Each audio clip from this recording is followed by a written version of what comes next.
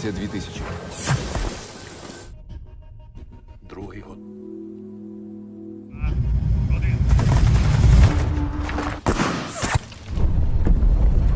Film berawal dengan pasangan suami istri yang bernama Raven dan Nastya. Mereka berdua tinggal di sebuah rumah sederhana di tengah hutan jauh dari keramaian kota.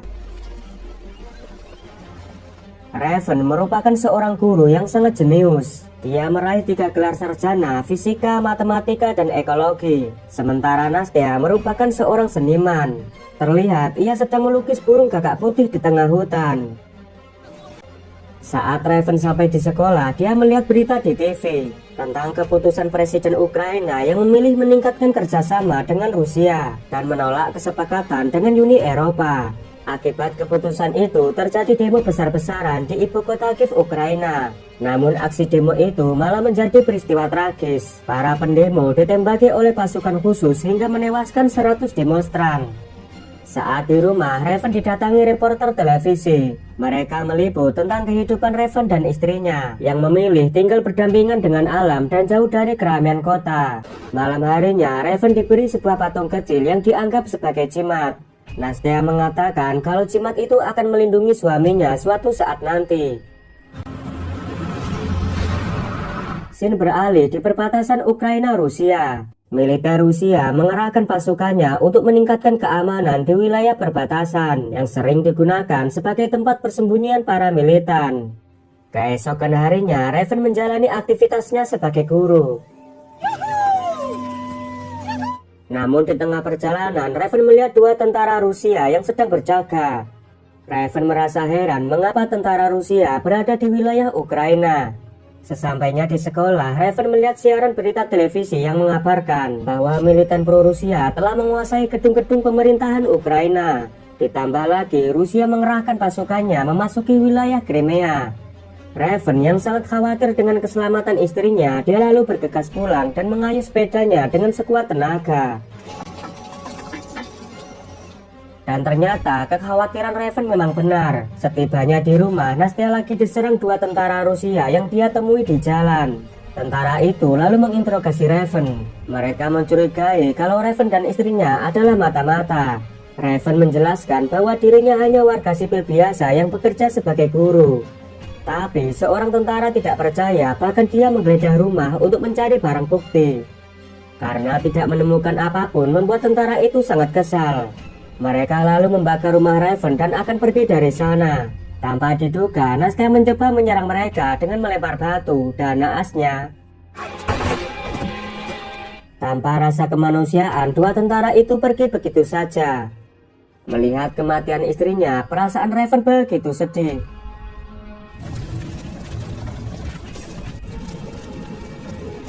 Keesokan paginya, Raven yang masih setia menemani jasad istrinya, dia ditemukan oleh 2 tentara Ukraina. Kedua tentara itu membawa Raven ke markas militer Ukraina. Sesampainya di markas, awalnya kehadiran Raven tidak diterima oleh sang komandan, sebab ia curiga kalau Raven adalah seorang mata-mata.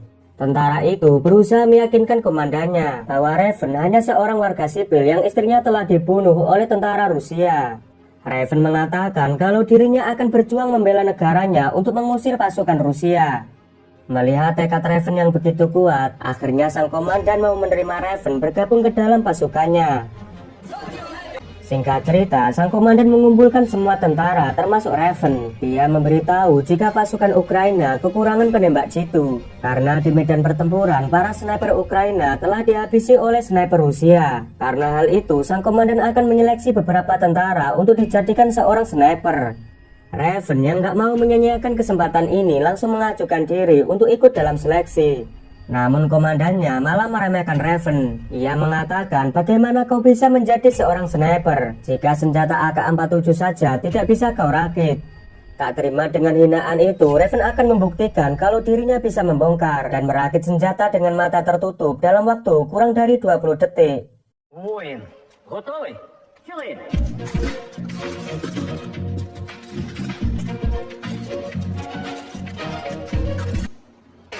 Melihat kemampuan Raven, seketika atasannya terdiam. Raven dan beberapa tentara terpilih mengikuti pelatihan khusus penembak jitu. Mereka dilatih langsung oleh seorang sniper senior pasukan Ukraina.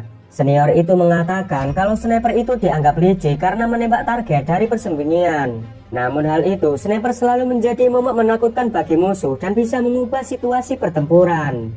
Kemudian mereka diberi senapan SPD yaitu Dragunov semi otomatis. Sementara Raven sendiri malah diberi senapan jadul, yaitu jenis Simonov dengan pengisian manual.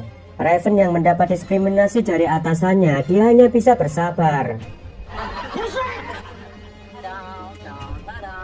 Mereka pun dilatih menembak ketika dalam situasi genting. Pelatih memberitahu jika seorang sniper tidak boleh panik mendengar suara ledakan. Saat membidik, sniper juga harus tenang dan konsentrasi walau di tengah pertempuran. Minus. Saat di kelas, pelatih menjelaskan jarak tembak beberapa senapan. Senapan Dragunov memiliki jarak tembak 600 meter, sementara senapan pelatih bisa menjangkau di jarak tembak 800 meter. Mendengar itu, Raven bertanya jenis senapan yang biasanya dipakai sniper Rusia. Pelatih memberitahu jika sniper Rusia memakai senapan yang lebih canggih, yaitu jenis PMG 12,7 yang mampu mengenai target walau di jarak 2000 meter. Pelatih mengatakan jika senjata bukan faktor utama untuk menjadi sniper hebat. Namun, sniper akan sangat mematikan jika memiliki kecerdasan dan sikap pantang menyerah saat berada di pertempuran. Keesokan harinya, mereka diuji menembak jarak jauh dengan dihalangi bidikannya agar mereka tidak merubah target saat menembak. Tapi ada suatu hal yang paling penting untuk menjadi seorang sniper, yaitu kemampuan menghitung jarak tembak, suhu udara, kelembapan, dan kecepatan angin. Maka dari itu, pelatih menunjukkan sebuah rumus agar mereka bisa menghitung dengan akurat dan tembakannya mengenai sasaran. Raven yang memang seorang sarjana matematika dan fisika, tentu saja dia bisa menjawab dengan mudah setiap soal yang diberikan, hingga pelatih pun mengagumi kecerdasan Raven. Malam harinya, mereka kembali dilatih menembak dalam kondisi minim cahaya. Ujian ini adalah tahap terakhir sebelum mereka diterjunkan di garis depan. Saat diperiksa, ada sebuah tembakan yang meleset. Pelatih menduga kalau itu adalah tembakan Raven. Raven mengatakan kalau dirinya belum menembak. Meski minim cahaya, Raven mampu menembak dengan jitu.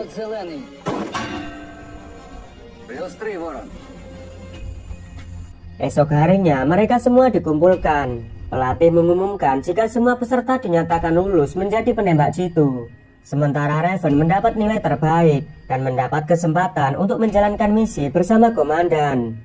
Singkat cerita, pasukan Ukraina akan menyerang pasukan Rusia di perbatasan. Para atasan mulai mengatur strategi penyerangan, di mana mereka membagi dua tim, yaitu tim penembak jitu dan tim penyerbu. Jika misi ini berhasil, pasukan Ukraina bisa mengirim logistik dan persenjataan. Sementara tim sniper sudah berada dalam posisi siap tempur. Namun saat akan menyerang, ada warga sipil sedang dirazia oleh tentara Rusia.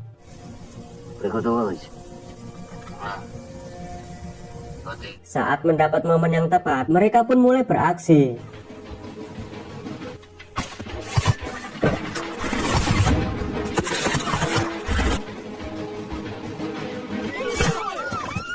Dalam sekejap, para sniper Ukraina menghabisi tentara Rusia. Misi ini pun dinyatakan sukses dan mereka berhasil menguasai camp. Sang komandan memberikan selamat kepada Raven karena telah berhasil menyelesaikan misi pertamanya. Setibanya di markas, Raven mencari rekannya yang bernama Clem dan Dumai, dan ternyata mereka diperintahkan untuk mengintai pergerakan musuh. Tanpa mereka sadari, ada seorang sniper Rusia yang bernama Seri sudah lama mengintai di perbatasan. Sebelum menembak, Seri merekam aksi mereka, dan setelah itu mengetahui kematian Clem membuat para sniper Ukraina berduka. Raven juga sangat terpukul karena telah kehilangan sahabatnya. Malam harinya, Kapten Grigori diperintahkan untuk menguasai perbatasan sepenuhnya. Maka dari itu, Grigori harus menghentikan sniper musuh yang telah menghabisi Clem. Pasukan sniper dan penyerbu ditugaskan untuk menyisir perbatasan. Malam harinya, mereka mulai menuju ke lokasi agar tidak diketahui oleh musuh. Sesampainya di lokasi, Raven memasang bom yang sering dilewati tentara Rusia. Setelah itu, mereka mencari tempat persembunyian yang strategis.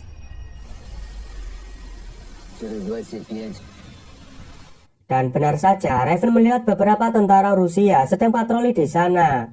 Saat tentara Rusia masuk ke dalam jebakan, dan inilah hasilnya. Di saat yang sama, konvoi kendaraan militer Rusia membawa amunisi menuju ke perbatasan. Seri diperintahkan atasannya untuk mengamankan area yang akan dilintasi oleh konvoi kendaraan Rusia.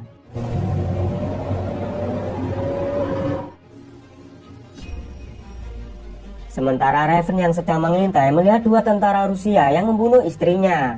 Raven yang emosi meminta komandannya untuk menembak mereka berdua.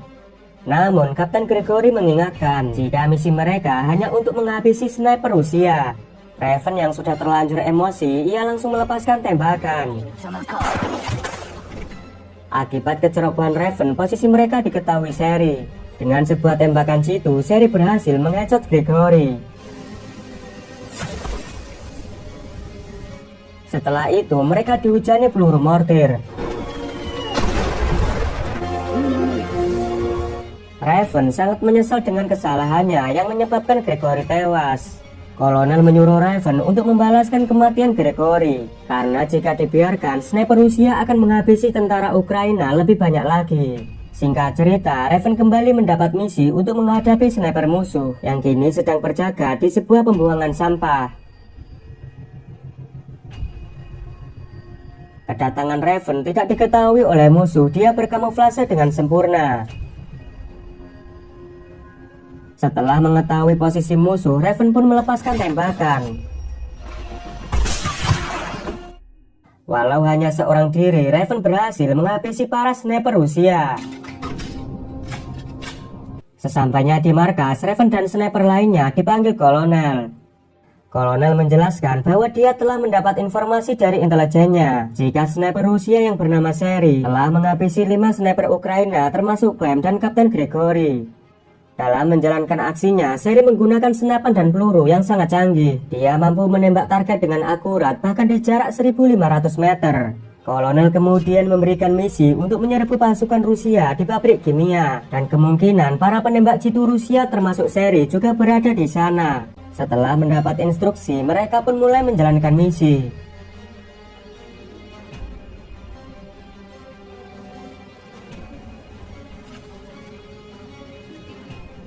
Raven merayap perlahan mendekati area pertahanan, sementara pasukan sniper sudah berada di posisinya masing-masing. Sedangkan di dalam gedung, Seri juga telah standby dengan ditemani 2 anak buahnya. Raven yang berhasil masuk ke sana langsung menghabisi tentara Rusia. Kini tim sniper juga telah membidik target masing-masing. Setelah kolonel memberi aba-aba dengan menembakkan senjata mesin dengan tujuan untuk mengalihkan perhatian sniper musuh, dengan secara bersamaan para sniper melepaskan tembakan. Raven yang ditugaskan menghabisi Seri, dia terus menyusuri setiap ruangan di dalam gedung. Raven bergerak senyap bagai hantu. Kali ini kemarahannya sudah tak bisa dibendung lagi. Dari arah belakang, Raven berhasil membunuh Seri sekaligus 2 snipernya.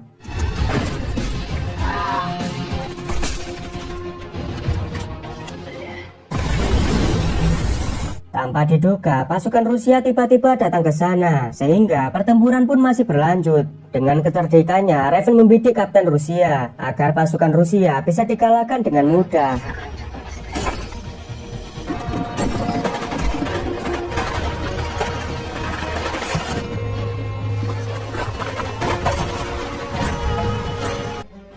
Dan akhirnya pertempuran ini bisa dimenangkan oleh pasukan Ukraina. Setelah misi berhasil, Raven lalu pergi mengunjungi makam Nastya. Meskipun Raven telah balas dendam kepada tentara Rusia, namun hal itu belum bisa mengobati luka kehilangan istrinya. Adegan berikutnya nampak Raven sedang berkamuflase mengintai pergerakan musuh. Sampai saat ini Raven menjadi sniper andalan pasukan Ukraina.